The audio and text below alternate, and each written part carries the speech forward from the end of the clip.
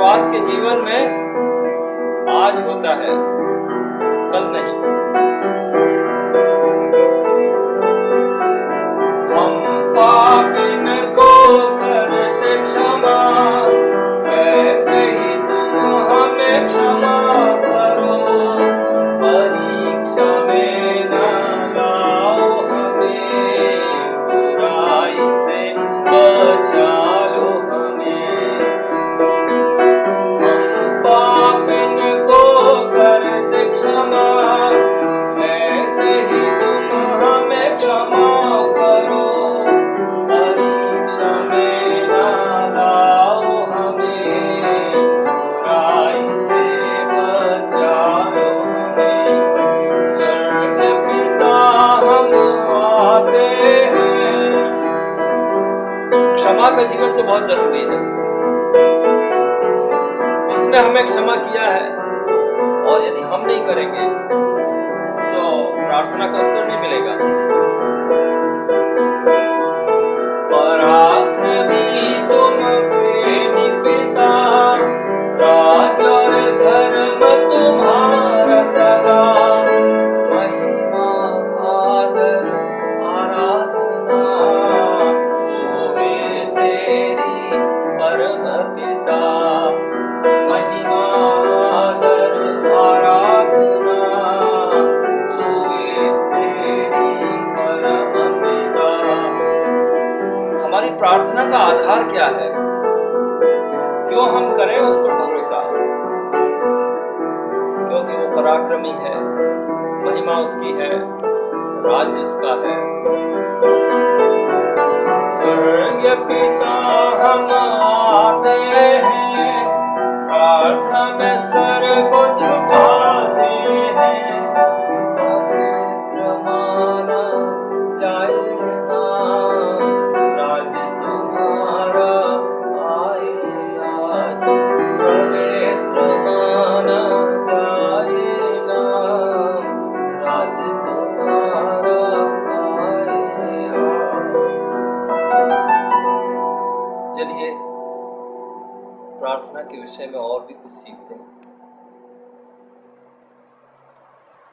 आज मैं आपके सामने एक खास विषय के बारे में बताना चाहता हूं परमेश्वर के वचन से, और मैं प्रार्थना के बारे में आज आपसे बात करूंगा। प्रार्थना के बारे में बहुत कुछ जाना जा सकता है, और बाइबल में इसके बारे में हर जगह लिखा हुआ है। लेकिन इसके बावजूद हम देखते हैं कि हम लोग प्रार्थना के बारे में अच्छे से समझ नहीं पाए हैं कि प्रार्थना है क्या। हम प्रार्थना को कुछ ऐसे क्रियाकर्म के समान समझते हैं जिसे करने से कुछ हमें पुण्य मिल जाएगा। धर्म के काम के रूप में हम लेते हैं वो। और इसके लिए हम देखते हैं कि मत्ती की किताब उसके 6वें अध्याय में, जहाँ पर पहाड़ी उपदेश देते हुए प्रभु यीशु ने जब लोगों को समझाया, तो वहाँ ये दिखाया था कि 6ठे अध्याय के पहले पद में उसने कहा था कि सावधान रहो, तुम मनुष्यों को दिखाने के लिए अपने धर्म के काम ना करो। और इन धर्म के काम करने के बारे में जब उसने बताया, तो उसने दान के बारे में बोला, प्रार्थना के बारे में बोला, उपवास के बारे में बोला। इसका मतलब ये था कि प्रभु यीशु ये बता रहे थे कि धर्म के काम के रूप में तुम इसको लोगे, प्रार्थना को, और यदि तुमने उसको मनुष्यों को दिखाने के लिए किया है तो उसका परिणाम नहीं निकलेगा। बहुत बार हमारे सामने सवाल आता है कि हमारी प्रार्थनाओं का उत्तर क्यों नहीं मिल रहा है हमें, और हम लगातार प्रार्थना करते रहते हैं किसी बात के लिए, और उसका जवाब नहीं मिलता है। हम परेशान हो जाते हैं, क्या करें क्या नहीं करें।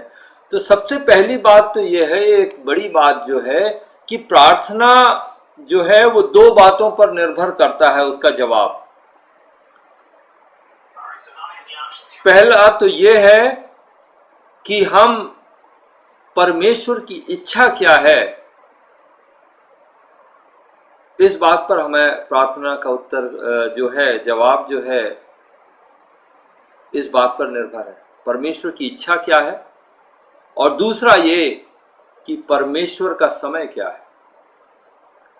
प्रार्थना जो है वो हम परमेश्वर के नज़दीक जाते हैं, उसके घर में जाते हैं, उसके कमरे में जाते हैं, परमेश्वर की उपस्थिति में जाना है प्रार्थना। और ये एक बहुत बड़ा वरदान है जो कि प्रभु यीशु हमारे लिए लेकर आए हैं।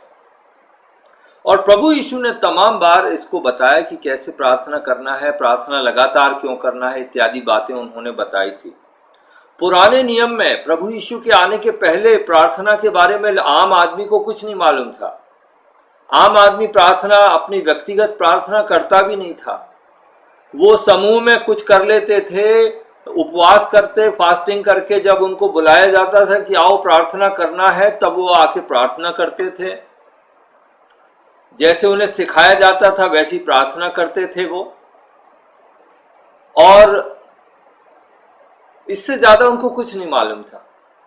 और इसी तरह हम देखते हैं कि जब प्रभु यीशु इस संसार में आए तो उसके 12 चेले थे, लेकिन उन 12 चेलों को भी प्रार्थना करना नहीं आता था। इसका मतलब यह है कि प्रभु यीशु के आने के पहले प्रार्थना पर जोर नहीं था।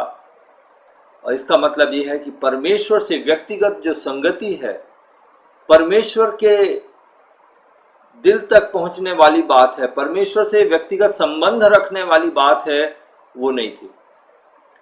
और लोग आज भी इस महत्वपूर्ण बात का, प्रार्थना का ना उपयोग कर पा रहे हैं, ना उसके द्वारा परमेश्वर की संगति कर पा रहे हैं।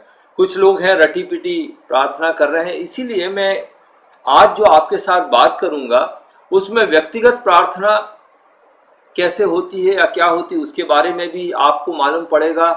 सामूहिक प्रार्थना कैसी होती है, और एक ऐसी प्रार्थना जिसको हम लोग जानते हैं स्पिरिचुअल वॉरफेयर बोलते हैं, या प्रेयर वॉक्स कैसी होती हैं उसके बारे में भी बताऊंगा। तो कुछ गहरी बातें हैं जो आपको आज समझ में आ सकती हैं। थोड़े समय के अंदर मैं सब कुछ बताना चाहता हूं।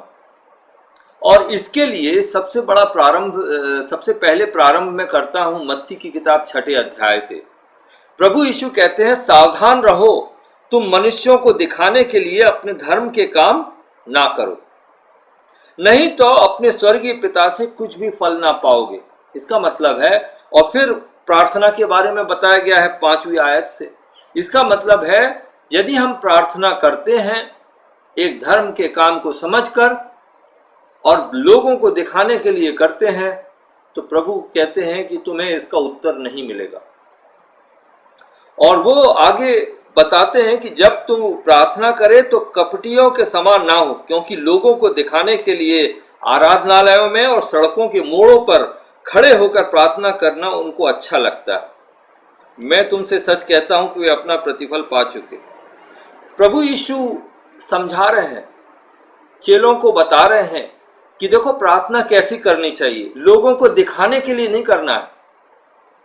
बहुत से लोग हैं जब प्रार्थना करते हैं तो बड़े अच्छे शब्दों का इस्तेमाल करते हैं, बड़े बड़े शब्दों का इस्तेमाल करते हैं, बहुत ऊंची आवाज नीची आवाज में प्रार्थना करते हैं। और वो क्यों करते हैं?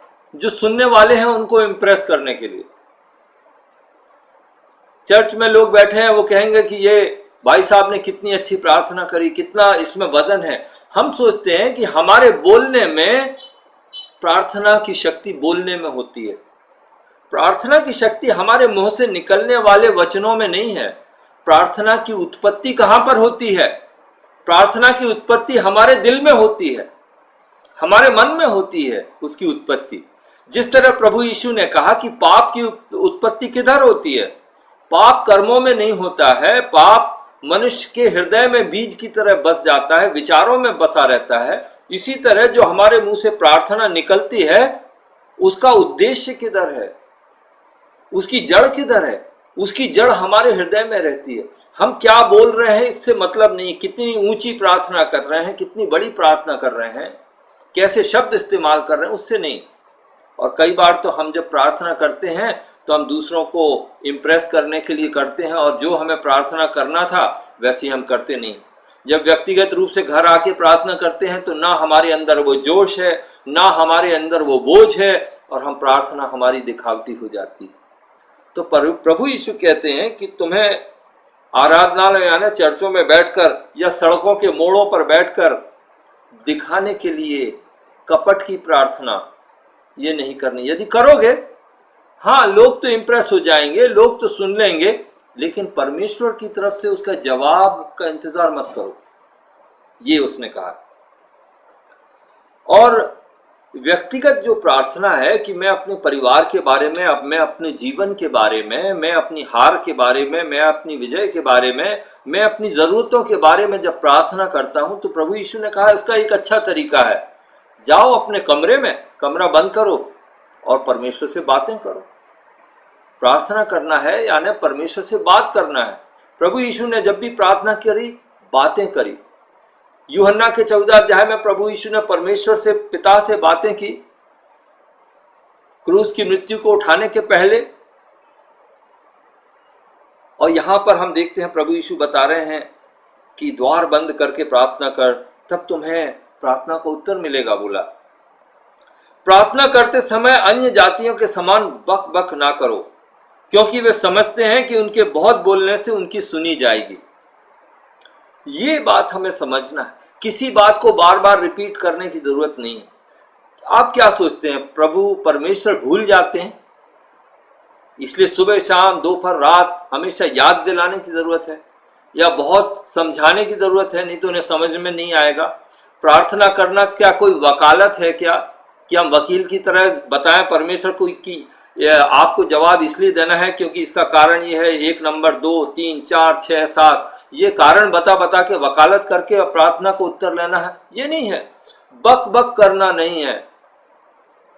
हमें, आपको याद होगा ना एलिया के समय क्या हुआ था, स्वर्ग से आग गिरी, उसने बलिदान को भस्म कर दिया।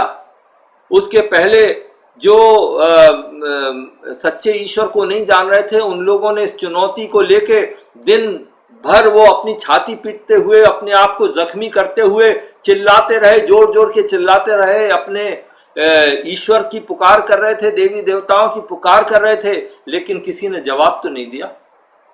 बक बक तो बहुत की, चिल्लाए तो बहुत, लेकिन एलिया ने क्या किया?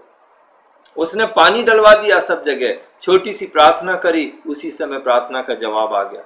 परमेश्वर से प्रार्थना करते समय शब्दों की जरूरत नहीं है, वो तो हमारे मन को जानता है। और दूसरी जगह तो ये लिखा है कि तुम्हारे बोलने से पहले ही वो जानता है कि तुम्हारी जरूरतें क्या है।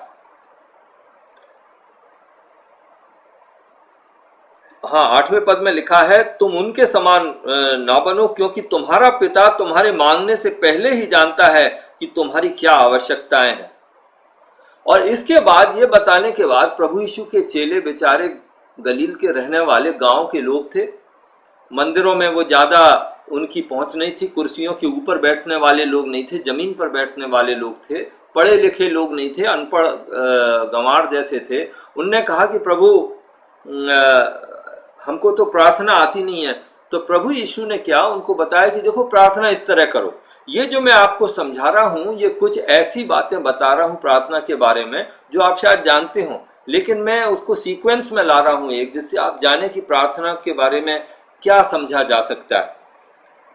और प्रभु यीशु कहते हैं कि ऐसी प्रार्थना करो, हे हमारे पिता, तू जो स्वर्ग में है, तेरा नाम पवित्र माना जाए।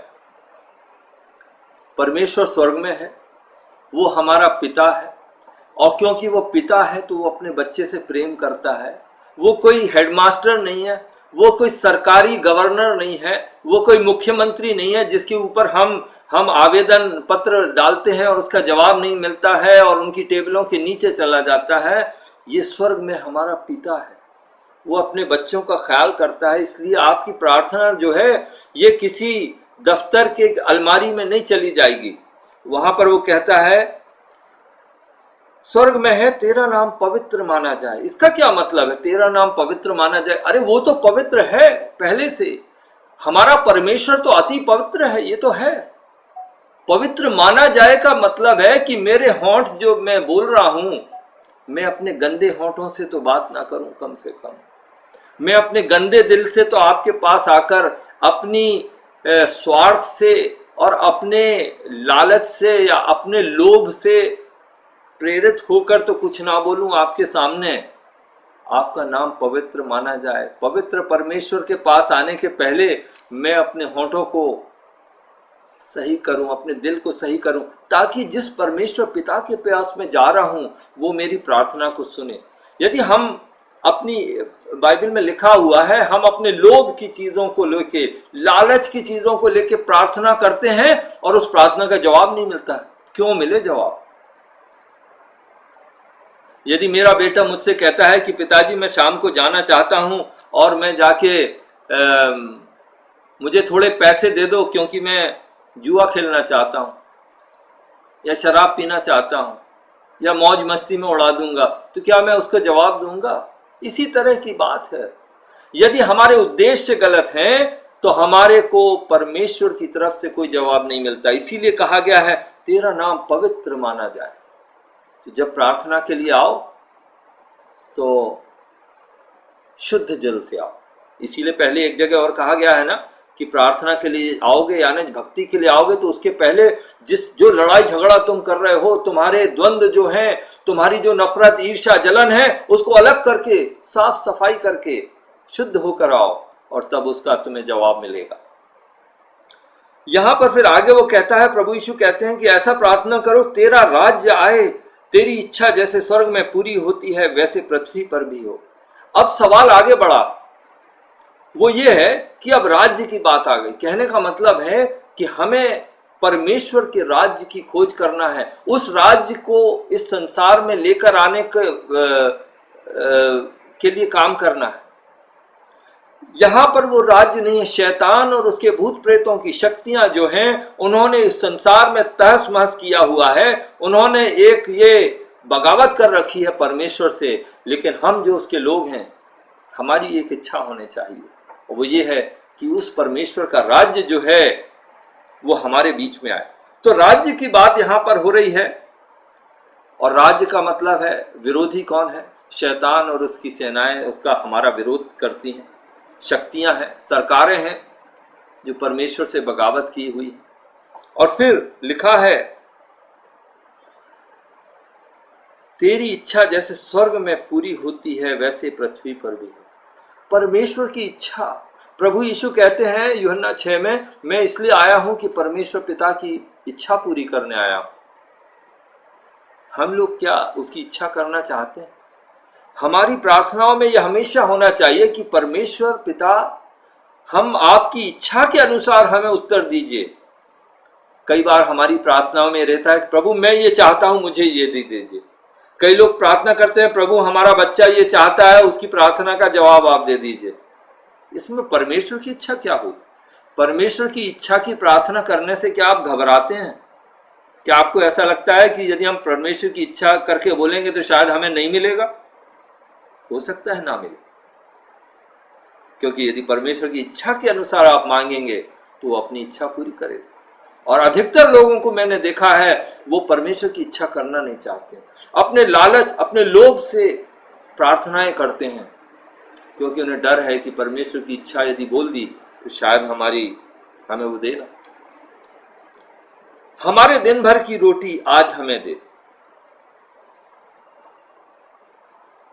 और जिस प्रकार हमने अपने अपराधियों को क्षमा किया वैसे ही तू भी हमारे अपराधों को क्षमा कर। दिन भर की रोटी का क्या मतलब है? इसका मतलब है हर बात में परमेश्वर पर भरोसा रखना। तनख्वाह मिल गई है आपको 1 तारीख को और 30 दिन के पैसे मिल गए हैं, 30 दिन की रोटी आपके पास है, के पैसे हैं, फिर भी आपको कहना है कि प्रभु आज की रोटी हमें दे। रोटी खाने की हिम्मत प्रभु देगा, उस पैसों पर आशीर्वाद प्रभु देगा, आपकी सांस चलती रहे आज के दिन उस पर भी प्रभु के आशीष होनी चाहिए। और पल पल एक एक सांस जो अंदर बाहर आ रही है परमेश्वर की इच्छा के बिना नहीं। तो ये मत सोचिए कि 1 महीने की तनख्वाह मिल गई है इसलिए 30 दिन खा सकते हैं।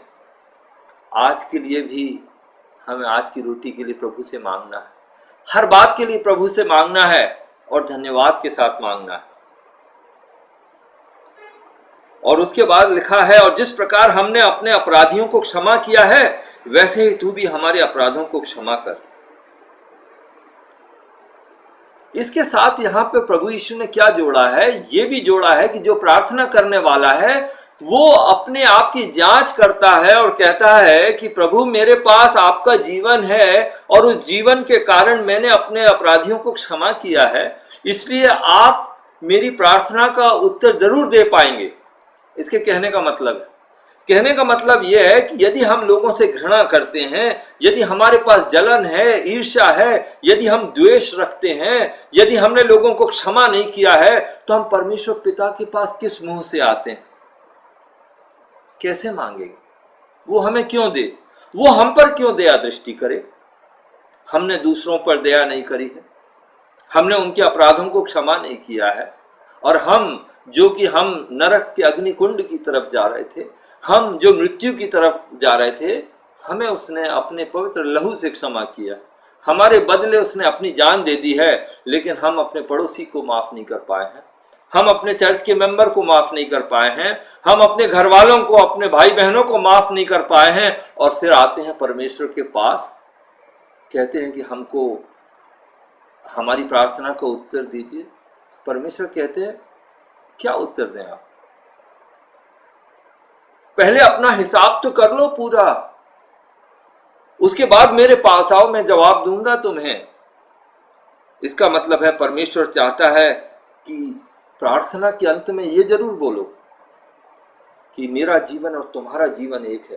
प्रभु यीशु ने कहा था ना, मैं तुझ में और तुम मुझ में, तो उसका जीवन तो चाहिए हमें, बिना उसके जीवन के क्या प्रार्थना होगी? तो यहां पर लिखा है,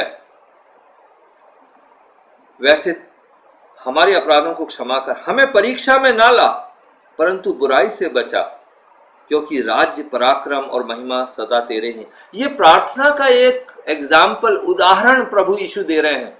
इसका मतलब ये नहीं कि आज सुबह शाम हम ये प्रार्थना करेंगे तो हमें पुण्य मिल जाएगा। ये दोहराने वाली बात नहीं है, ये रटने वाली बात नहीं है, इससे कोई पुण्य नहीं मिलेगा। 4 बार बोलेंगे, 10 बार बोलेंगे इसको रट के, ये तो एक उदाहरण है। प्रभु यीशु ने इसी प्रकार एक बार उदाहरण दिया था ना, जब उसके चेले टेबल पर बैठे थे तो वो टेबल से उठा, उसने नौकर के कपड़े पहने, पानी उठाया और लोगों के पांव धोने लगा था, वो याद है ना? और उसने कहा जैसे मैंने किया वैसे तुम भी किया करो। इसका मतलब ये नहीं कि हम बाल्टी का पानी लेके हर दिन लोगों के पांव धोते रहें और दिल में द्वेष और नफरत रखें। उसका मतलब ये है कि हम झुककर नम्र बने, दीन बने, और अपना जीवन जो है वो एक नौकर का जीवन, एक सेवक का जीवन व्यतीत करें।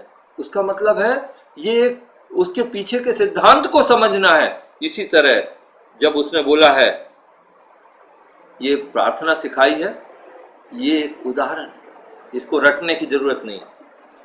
इसके बाद हमें ध्यान रखना है, परीक्षा में ना ला, बुराई से बचा। परीक्षा में कैसे आते हैं? ये प्रार्थना हमें करनी है। परीक्षा में हम इसलिए आ जाते हैं क्योंकि हम ऐसी जगहों में चले जाते हैं, बुरी जगहों में, जहां हमें जाना नहीं चाहिए। ऐसे टीवी के प्रोग्राम देखते हैं जो हमें देखना नहीं चाहिए। ऐसी लालसाएं करते हैं जहां हम गिर सकते हैं। हम ऐसे फिसलने वाले जगहों में जाते हैं जहां पर यदि हम चलेंगे तो फिसल जाएंगे। हम ऐसी जगहों में जाते हैं जहां बंदूकें चल रही हैं, गोलियां चल रही हैं चारों तरफ से, और हम वहां बीच में चले जाते हैं तो जरूर है कि हम गोली खा लेंगे। प्रभु यीशु कहते हैं ऐसी जगहों में मत जाओ और इसके लिए प्रार्थना करो, और परमेश्वर तुम्हारा मार्गदर्शन करेगा ताकि तुम्हें ऐसी परिस्थितियों में नहीं ले जाएगा। इसलिए ये प्रार्थना भी जरूरी है। और उसके बाद वो कहता है, क्योंकि राज्य और पराक्रम और महिमा सदा तेरे ही।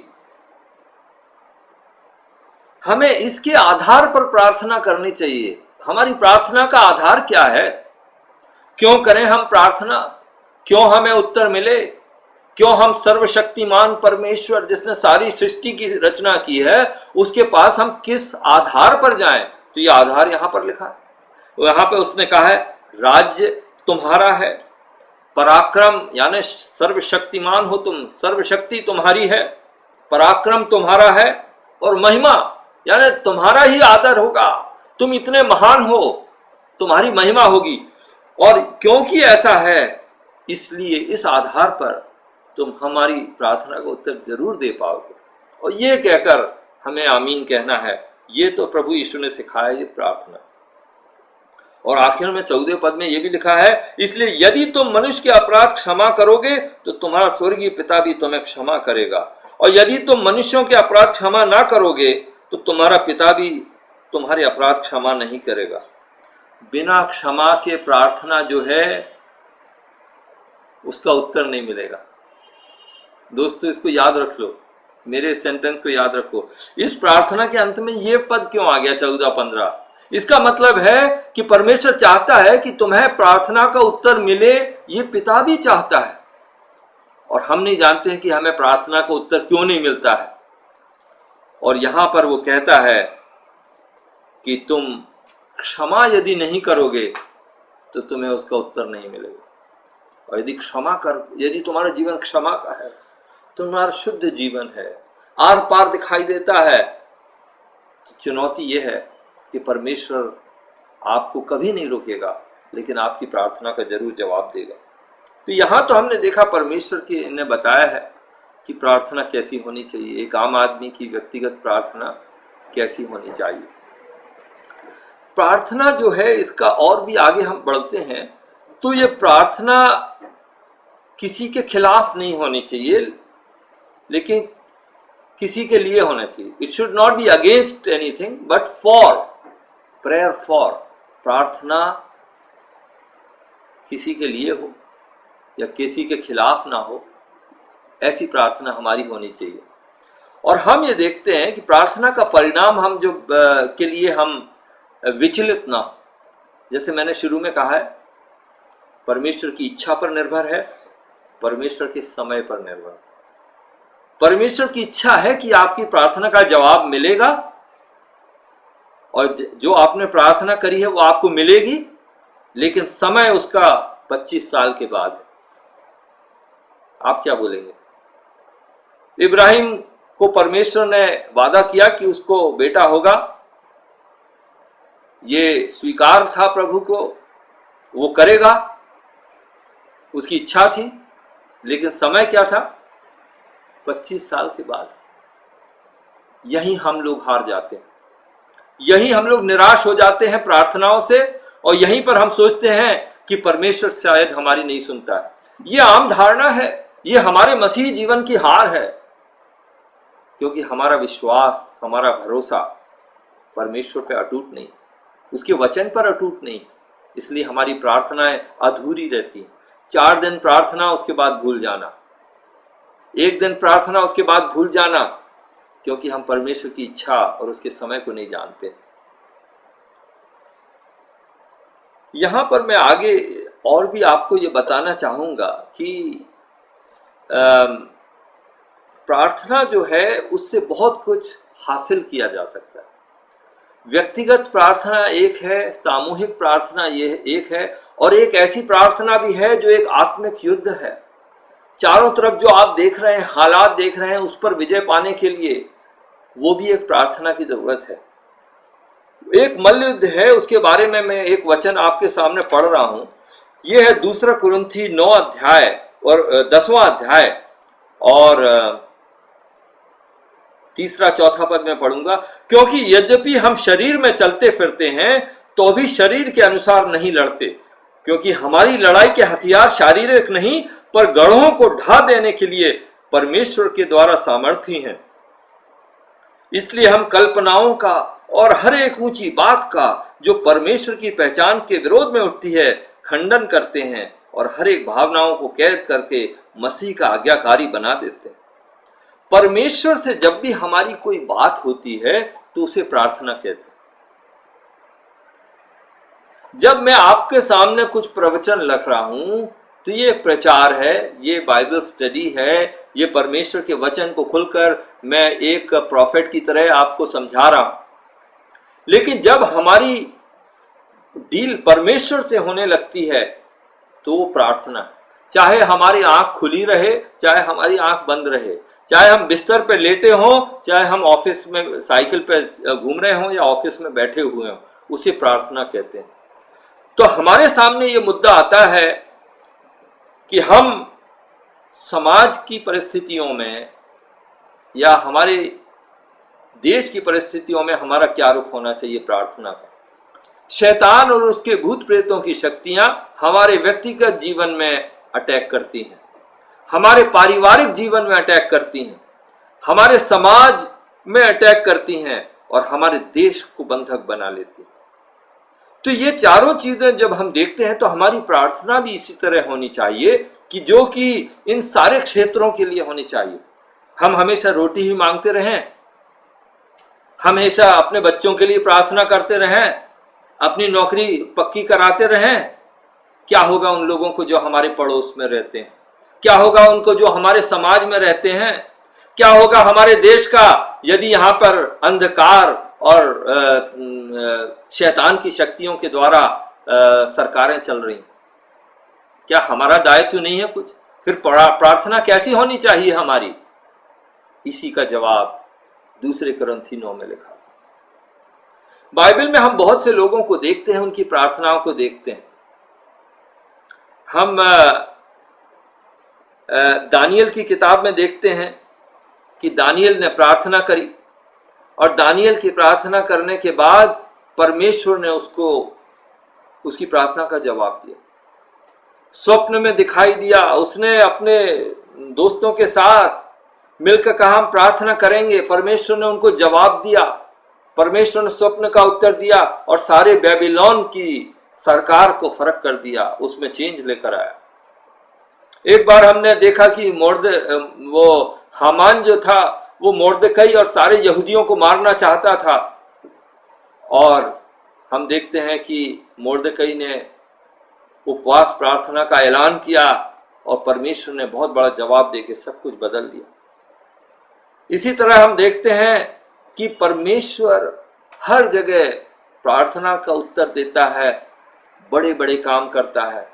और शैतान की शक्ति को भी देखिए कि वो किस तरह एक परिवार में भी काम करता है, समाज में भी काम करता है। अय्यूब की किताब में आपको मालूम है कि उसने एक पूरे समाज को, एक जाति के ऊपर ऐसा प्रभाव डाला कि रातों रात उनको हथियार बंद करके अय्यूब के घर में भेज दिया और उन्होंने कत्लेआम कर दिया। उधर पे उनकी चोरी डकैती कर दी, उन्होंने खून बहा दिया। इसका मतलब क्या है? एक समाज और एक जाति शैतान और उसके पंजे में आ सकती, उसके भूत प्रेतों के साथ आ सकती। एक देश पूरा लुट सकता है, एक देश पर शैतानी अधिकार हो सकता है, उनके अधिकारियों को शैतान इन्फ्लुएंस करने लगता है। इसीलिए तो बाइबल में लिखा है कि अपनी सरकार के लिए प्रार्थना करो, अधिकारियों के लिए प्रार्थना करो, ताकि आपकी प्रार्थनाओं का उत्तर मिले और आपके परमेश्वर का काम आगे बढ़ सके। एलिया के बारे में हम जानते हैं, एलिया ने प्रार्थना करी, उसने तो प्रकृति को ही बदल दिया, नेचर को बदल दिया। 3.5 साल तक बारिश नहीं हुई। मैं ये सब बताने का क्या मतलब है? मेरे बताने का ये मतलब है कि यहाँ पे याकूब की किताब उसका 5वां अध्याय और उसके 16वें पद में जो लिखा है, वहां पर यह लिखा है 17वें पद में, एलिया भी तो हमारे समान दुख सुख भोगी मनुष्य था और उसने गिड़गिड़ाकर प्रार्थना की कि मेघ ना बरसे, और 3.5 वर्ष तक भूमि पर मेघ नहीं बरसा। यहां पे हम देखते हैं कि मेघ नहीं बरसा, लेकिन उसके ऊपर वाले 16 पद में देखते हैं बोला गया है धर्मी जन की प्रार्थना के प्रभाव से बहुत कुछ हो सकता है। तो यहां पे आपने देख लिया कि प्रार्थना के प्रभाव से बहुत कुछ हो सकता है, लेकिन हमारी प्रार्थना के प्रभाव से तो पत्ता भी नहीं हिल रहा। इसका मतलब क्या है? इसका मतलब है कि हमारी प्रार्थना में कुछ त्रुटि है, हमारे जीवन में कुछ त्रुटि है, हमारे परमेश्वर से संबंध में कुछ त्रुटि है और हम प्रभावकारी प्रार्थना नहीं कर पा रहे, और ये हमको यहां पर दिखाई देता है। तो प्रार्थना जो होती है, जो हम समाज के लिए करते हैं, जो देश के लिए करते हैं, अपने पड़ोस के लिए करते हैं, तो उस प्रार्थना वो कैसे होती है? वो प्रार्थना इस तरह होती है कि हमारी शारीरिक आंखें तो देखती हैं, लेकिन आत्मिक आंखें उसका अनुवाद करती हैं। हमारी आत्मिक आंखें जब तक नहीं खुलेंगी तब तक हमें दूसरों की जरूरत के बारे में कुछ अंदाज नहीं होगा।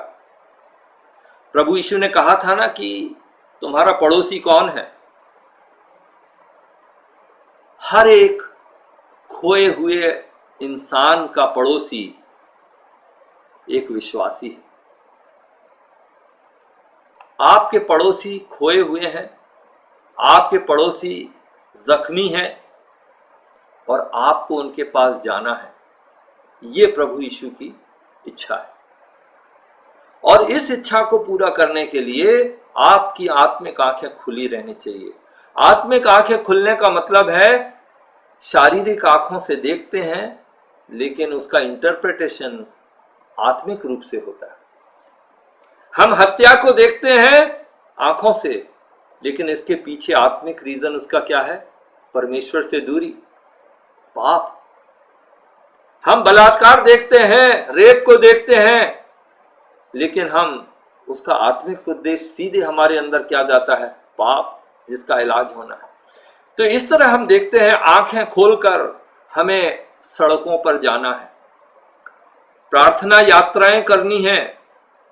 मैं मसीहियों को आह्वान करता हूं कि लोग तीर्थ यात्राएं करते हैं लेकिन मैं कहता हूं कि हमें प्रार्थना यात्राएं करनी है। अपनी गलियों में उतरना है, अपने गांव में जाना है, अपने कुओं पर जाना है देखने कौन बैठे हैं, बाजार में बस्तियों में जाना है, सब्जी की दुकानों पर जाना है, देखना है कहां कौन है मेरा पड़ोसी और क्या हो रहा है उनके साथ, उनके लिए प्रार्थना करना है। जिसको बोलते हैं प्रेयर वॉक्स भी बोलते हैं लोग, लेकिन मैं कहता हूं कि हमारी आत्मिक आंखों को खुलकर हमें समाज में निकल जाना है ताकि हम अपने परमेश्वर से याचना कर सकें कि प्रभु हमारे लोगों को बचा लीजिए। मालूम है ना लूक 4:18 में क्या लिखा है? उस प्रभु यीशु के बारे में यदि हमें बताना है तो उन लोगों तक पहुंचना है कि नहीं। लूका की किताब 4:18 में लिखा है कि हमारे प्रभु यीशु जो हैं वो अंधों के लिए आए हैं, कुचले हुओं के लिए आए हैं, बंधुओं के लिए आए हैं, गिरे हुओं के लिए आए हैं और इसलिए हमें उनके पास तो पहुंचना ही है। कंगालों के लिए सुसमाचार, बंदियों को छुटकारे का समाचार, अंधों को दृष्टि और कुचले हुओं को छुड़ाने का सुसमाचार सुनाना है। तो उनके पास गलियों तक पहुंचना है कि नहीं? हमें गलियों में जा जाकर प्रार्थना करनी है, प्रार्थना यात्राएं करनी है, प्रेयर वॉक्स करनी है, आत्मिक मल्ल युद्ध करना है, स्पिरिचुअल वॉर करना है। आत्मिक शक्तियां हैं चारों तरफ जिन्होंने गढ़ बना रखे हैं और उन गढ़ को हम नहीं तोड़ सकते। गढ़ का मतलब क्या है? गढ़ का मतलब ऐसा है जिसके अंदर लोग हैं और जो बाहर नहीं निकल सकते हैं। गढ़ का मतलब है बाहर से कोई अंदर नहीं आ सकता। गढ़ का मतलब है लोगों ने अपना शासन खुद अपने हाथ में संभाल लिया है। उन गढ़ों तक कैसे पहुंचेंगे? यहां पर कुरिन्थियों की किताब 10:4 में लिखा है, क्योंकि हमारी लड़ाई के हथियार शारीरिक नहीं पर गढ़ों को ढा देने के लिए परमेश्वर के द्वारा सामर्थ्य। हमारे पास लड़ाई के हथियार नहीं, तलवार नहीं है, बंदूकें नहीं है, टैंक नहीं है। हमारे पास आत्मिक हथियार हैं। वो आत्मिक हथियार को हमें लेना है, पवित्र आत्मा की सामर्थ्य को लेना है, सत्य को लेना है, शांति को लेना है, सुसमाचार को लेना है, परमेश्वर के वचन को लेना है, दोधारी तलवार लेना है और ये लेके हम अपने घर पर बैठे रहें। ये लेके हमें गलियों में, बाजारों में, उन गढ़ों तक पहुंचना है जहां पर लोगों को गुलाम बनाया गया है। बस्तियों में, पहाड़ों के ऊपर जाना है और वहां पर जाके प्रभु यीशु की खुशखबरी के संदेश को जोरों से चिल्ला चिल्ला कर बताना है ताकि लोग आजाद हो जाएं। प्रार्थना के साथ जाना है, प्रार्थना यात्राएं करनी है। याद है आपको प्रभु यीशु जब जैतून के पहाड़ से नीचे आ रहे थे, सामने कौन सा शहर था? यरूशलेम का शहर था। उस शहर को देखकर प्रभु यीशु रो दिए। क्यों रो दिए? वो रो रो के कहने थे कि आज, काश आज ये दिन होता कि जब तुम अपने सही रास्ते पर आ जाते और मैं तुम्हें मुर्गी जैसे अपने बच्चों को पंख के अंदर रखता है, उसी तरह मैं भी तुम्हें बचा सकता था। शहर को देखकर रोए कि नहीं? शहर के में पानी बिजली की कमी के कारण नहीं रोए थे, वहां रोटी की कमी थी इसलिए नहीं रोए थे, इसलिए नहीं रोए थे कि वहां की सरकार रोमी सरकार थी, इसलिए नहीं रोए थे कि वहां बेघर गरीब थे, लेकिन इसीलिए रोए थे कि पाप का वहां साम्राज्य था, वहां पाप की शक्ति थी, लोग अंधकार में थे, झूठ फरेब, गलतियों की किताब 5 में जितने पाप हैं सारे पाप थे, व्यभिचार था, हत्याएं थी, मूर्ति पूजाएं थी, भूत प्रेतों की शक्ति थी। ये सब चीज कर, लोगों के बंधक होने की दृष्टि देखकर, गुलामी देखकर, उनके दर्द को देखकर रोते हुए चिल्लाते हुए उसने कहा, काश कि आज तुम मेरे पास आ जाते, हमें भी जाके रोना है, हमें उन पहाड़ों पर खड़े होकर बस्ती को देखकर रोना है, हमें उन गलियों में खड़े होकर लोगों के दुख दर्द को देख के, पाप के गुलामी को देखकर अपने परमेश्वर से प्रार्थना करके इन प्रार्थनाओं यात्राओं को सफल बनाना। तब क्या होगा? गढ़ टूट जाएंगे। हथियार की जरूरत नहीं है, हमारे बुद्धि और ज्ञान की जरूरत नहीं है, हमारे कलम की ताकत की जरूरत नहीं है, हमें नम्रता, दीनता और परमेश्वर की पवित्र आत्मा की सामर्थ्य की जरूरत है। यरीहो की ऊंची ऊंची दीवारें थीं जिन्हें कोई फांद नहीं सकता था, परमेश्वर के लिए आसान था। 7 बार जाओ, भक्ति से घूमो, भक्ति करो और दीवारें गिर जाएंगी। भजन संहिता 149 में इसी के बारे में लिखा है। वहां पे लिखा हुआ है कि जब तुम भक्ति करते हो, जब तुम गीत गाते हो, जब तुम उसकी महिमा करते हो तो क्या होता है? तब जब तुम्हारे मुंह में 2 धारी तलवार रहती, परमेश्वर का वचन रहता है और मुंह में गीत रहता है, तो क्या होता है? उनके राजाओं को तुम बांध देते हो, उनके बड़े लोगों को, नोबल्स को तुम जंजीरों से बांध देते हो। वहां ये लिखा हुआ है। इसका मतलब क्या है? ये जंजीरें, ये उनके राजा महाराजा कौन है? ये शैतान और भूत प्रेत की शक्तियां जो हैं, जो उस क्षेत्र में काम कर रही हैं, जो उन गलियों में बैठी हुई हैं, जो उन बस्तियों, गांव में, शहरों में और जो देश में राज्य कर रही हैं, उनको भी तुम बांध सकते हो। तो मेरा आपसे निवेदन है, मेरा आपसे आह्वान है कि प्रार्थना यात्राओं के लिए निकल जाओ और भक्ति करते हुए, परमेश्वर का वचन हाथ में लेते हुए, जोर के पढ़ते हुए जब आप जाएंगे तो दुष्ट शक्तियां अपने आप बढ़ जाएंगी, बंध जाएंगी। और ये उसके 149 के आखिर में लिखा हुआ है। भजन संहिता 1 से 149 जो है उसके आखिर में मैं ये पद पढ़ता हूं। वहां पे लिखा है 8वें पद में, और उनके राजाओं को सांकलों से और उनके प्रतिष्ठित पुरुषों को लोहे की बेड़ियों से जकड़ दोगे और उनको ठहराया हुआ दंड दोगे। उसके सब भक्तों की ऐसी ही प्रतिष्ठा होगी। ये काम जो है, बंधन में बांधने वाला, शैतान को हराने वाला काम किसका है? हम आम लोगों का है। आपकी कलीसिया के सबसे छोटा आदमी जो है, सबसे अनपढ़ जो आदमी है, सबसे बूढ़ा जो आदमी है, सबसे जवान बच्चा जो है, उन सबको यह अधिकार दिया गया है कि शैतान की शक्तियों को बांध दें। प्रार्थना यात्राओं पर निकल जाइए। स्पिरिचुअल वॉरफेयर जो है, जिसके बारे में आप सुनते हैं, इसका मतलब है आत्मिक युद्ध में लग जाइए। परमेश्वर का राज्य आए, ये प्रभु यीशु का भी आह्वान था। ये मेरी बात नहीं है, उसने कहा राज्य आए, ये प्रार्थना करो। इसका मतलब उसके राज्य की लड़ाई में तुम भी शामिल हो जाओ और उस जीत को हासिल करो। और तब क्या है कि गढ़ जो हैं वे सारे टूट जाएंगे। परमेश्वर से प्रार्थना करने का मतलब है, गलियों में जाने का मतलब है, प्रभु यीशु हमारी आंखों के द्वारा देखें, हमें दिखाएं क्या करना है, हमें इस आत्मिक जागृति में हमें इस्तेमाल करें, इस क्रांति लाने में हमें इस्तेमाल करें। इसका मतलब यही है। जब हम बाहर जाते हैं तो हमें लोगों की समस्या मालूम पड़ती है, हमें मालूम पड़ता है बीमारियां क्या हैं, हमें मालूम पड़ता है घटी कमी क्या है, हमें मालूम पड़ता है शैतानी शक्तियां क्या क्या कर रही हैं, बीमारियां क्या है, भूत प्रेत क्या कर रहे हैं, ये सब हमें मालूम पड़ता है। और हम प्रार्थना जब करते हैं तो मीनिंगफुल करते हैं। और एक बात है, हमें हमेशा निस्वार्थ रहना चाहिए। हमारी प्रार्थनाएं निस्वार्थ होना चाहिए। यदि हम चाहते हैं कि हमारी कलीसिया का नाम हो जाए या हमारा नाम हो जाए, और हम इन्हीं बातों में गर्व करते रहें कि हमने प्रार्थना की और ये हो गया, ये चमत्कार हो गया, हमने बड़ा बड़ा ये काम किया, तो मैं आपको बता देता हूं कि ये नम्रता दीनता नहीं है, और फिर आपको परिणाम मिलना बंद हो जाएगा। नम्रता दीनता का मतलब है निस्वार्थ सेवा, निस्वार्थ प्रार्थना। परमेश्वर सब करता है, हम कुछ नहीं करते हैं, ये बात हमें ध्यान रखना है। और परमेश्वर चाहता है कि हमारी सुरक्षा रहे, हमारी रक्षा रहे। और मैं तो ये कहता हूं, मैं एक और प्रार्थना के लिए लोगों को उत्साहित करता हूं, वो है मौन प्रार्थना। आप चाहे परेशान हो, चाहे दुखी हो, चाहे निराश हो, या किसी आत्मिक कार्य के लिए जा रहे हो, उसके पहले मैं आपको एक उपाय बताता। आप अपने घुटने पर बैठ जाइए, झुक जाइए, घुटने पर आ जाइए, और उसके बाद मुंह से कुछ ना बोलिए। ये मौन प्रार्थना है।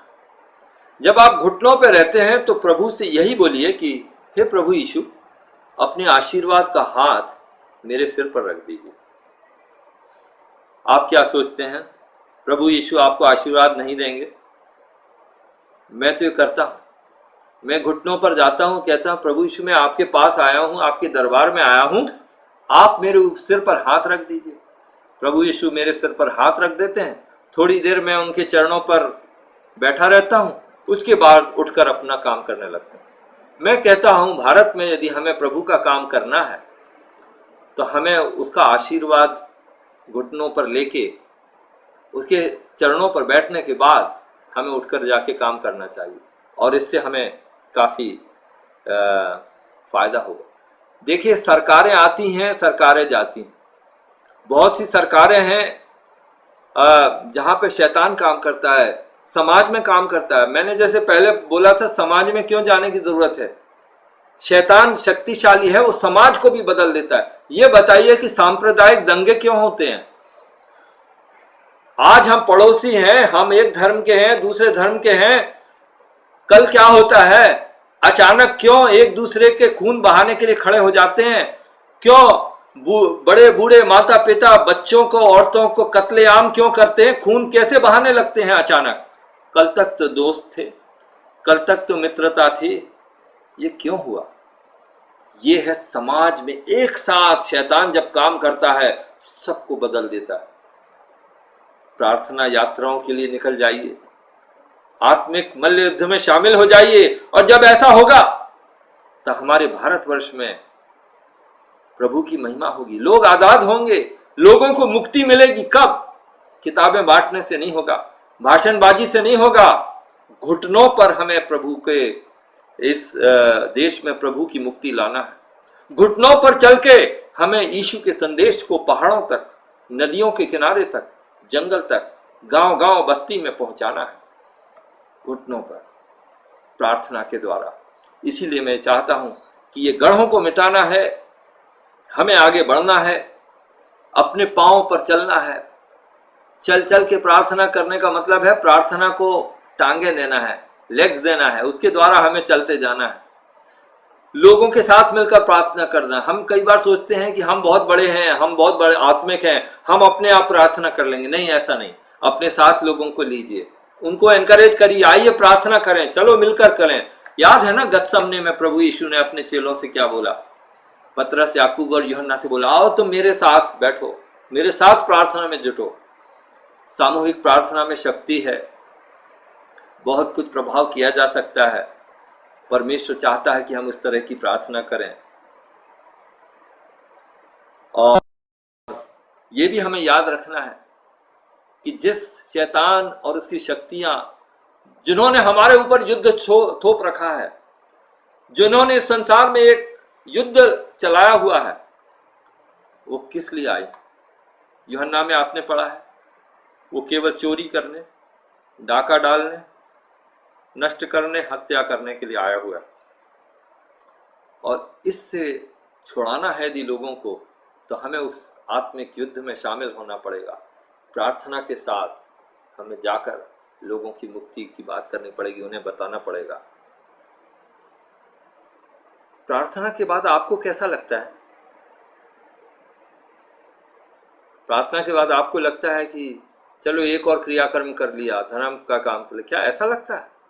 या आपको ऐसा लगता है प्रार्थना के बाद कि आपके अंदर शांति आई है, आनंद आया है और एक शक्ति मिली है आपको, क्या ऐसा लगता है? यदि आपको प्रार्थना के बाद आनंद आता है, शांति आती है और शक्ति मिलती है, तो इसका मतलब यह है कि आपकी प्रार्थना कबूल हो गई। और यदि नहीं तो इसका मतलब है थोड़ी देर और घुटने पर बैठकर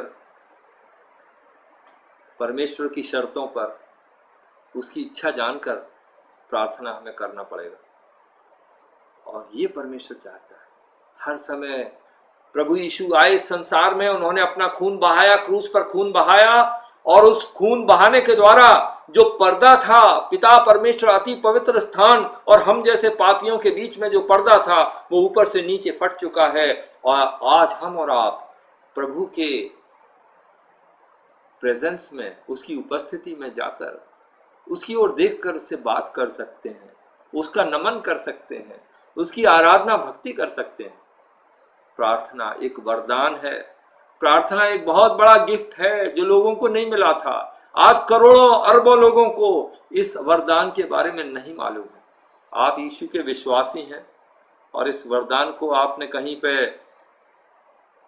पेटी में बंद करके रखा है, तो आज से उतर आइए सड़कों पर प्रार्थना के साथ, आ जाइए घुटनों पर प्रार्थना के साथ। और मैं कहता हूं कि हमारे देश में बहुत बड़ी एक क्रांति आएगी, आत्मिक क्रांति, पवित्रता की क्रांति, प्रभु यीशु की क्रांति। प्रभु आपकी मदद करे। पाप विष मिटाने वाले मेरे यीशु राज, सर्प सर कुचलने वाले मेरे बलिराज। पाप विष मिटाने वाले मेरे यीशु राज, सर्प सर कुचलने वाले मेरे बलिराज। दुष्ट शक्ति भागे यीशु के नाम से, नष्ट वो हो जाए यीशु के रक्त से। क्या बात है! दुष्ट शक्ति भागे यीशु के नाम से, नष्ट वो हो जाए यीशु के रक्त से। दुष्ट शक्ति भागे यीशु के नाम से, नष्ट वो हो जाए यीशु के रक्त से। पाप विष मिटाने वाले मेरे यीशु राज, सर्प सर कुचलने वाले मेरे बलिराज। हाँ, लिखा है गढ़ सभी ढह जाएंगे, गढ़ सभी ढह जाएं यीशु के नाम से। ऊंचे सुर से गाएं हम गीत जीत के, गढ़ सभी ढह जाएं यीशु के नाम से। ऊंचे सुर से गाएं हम गीत जीत के। पाप विष मिटाने वाले मेरे यीशु राज, सर्प सर कुचलने वाले मेरे बलिराज।